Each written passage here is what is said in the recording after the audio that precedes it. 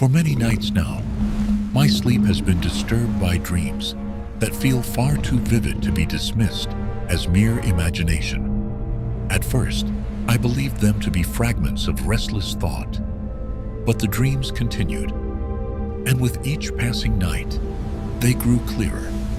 In these visions, I find myself standing beside a vast and endless ocean beneath a sky that does not belong to our world. Strange constellations burn coldly above black waters, and somewhere beyond the horizon, I can feel the presence of something ancient. And then, he appears, not as a figure of flesh, but as a voice echoing within the dream itself. The voice of H.P. Lovecraft.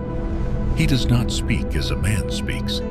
His words feel more like memories entering my mind, images, sensations, fragments of forgotten knowledge. At first I resisted the visions. I told myself they were nothing more than the wandering echoes of stories I had once read.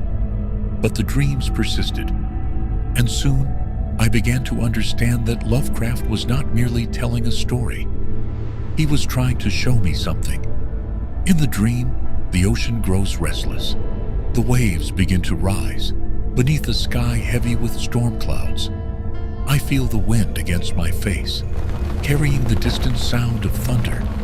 Lovecraft's voice returns, calm and distant. He tells me that long before mankind built its cities, long before the first civilizations carved their histories into stone, there existed beings that ruled this world, beings whose forms defy human comprehension. He calls them the Ancient Ones. According to the fragments he reveals, these entities did not come from the earth. They arrived from the cold void between stars, when our planet was young and unformed. For ages beyond counting, they ruled here, building vast cyclopean cities, whose ruins still lie hidden beneath oceans and deserts. But time is merciless, even to the most powerful beings. Wars were fought between entities whose names humanity has never known. And eventually, many of them fell into a strange and terrible sleep. Lovecraft's voice grows quieter as he shows me the place where one of these beings rests, a city beneath the ocean, sunken long before human history began. Its name is Relaya. Even in the dream, I feel a terrible unease. As the vision shifts, the ocean grows darker, and beneath the waves, I glimpse something vast, something that cannot be fully seen. Stone structures rise from the seabed, towering shapes of impossible geometry that seem to defy the natural laws of space. Lovecraft tells me that this city was once the domain of a being called Cthulhu. The name alone sends a strange shiver through my thoughts. In the dream, I feel as though the sound of that name is not meant to be spoken by human voices. Lovecraft explains that Cthulhu is not dead. No, such beings do not die as we understand death. Instead, they dream.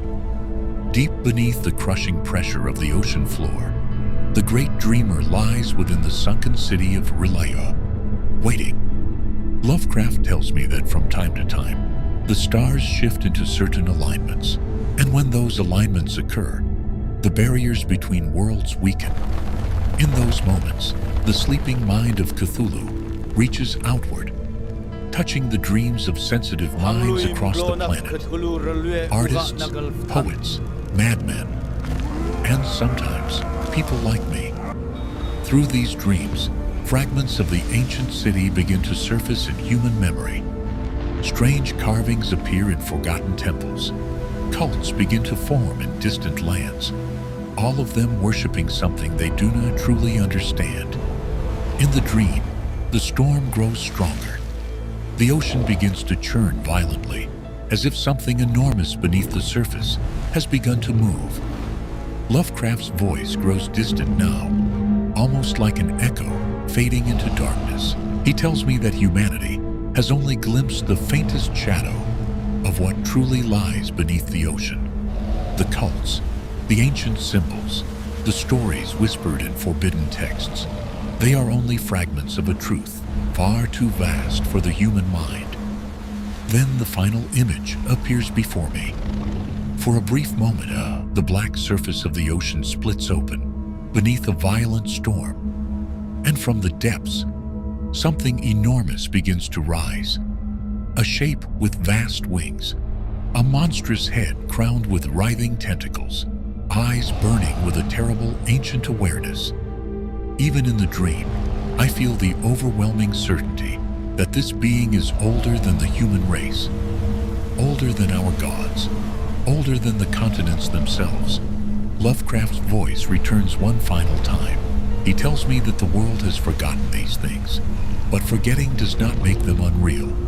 The stars will align again, the oceans will stir again, and when that day comes, the dreams will spread across the world like a storm. I awaken from the dream each time, just before the creature fully rises from the sea. But the voice of Lovecraft lingers in my thoughts, long after the vision fades. He does not ask me to believe. He only asks me to remember, because somewhere beneath the endless darkness of the ocean floor, the great dreamer still sleeps, and in its dreams, it is already calling to us.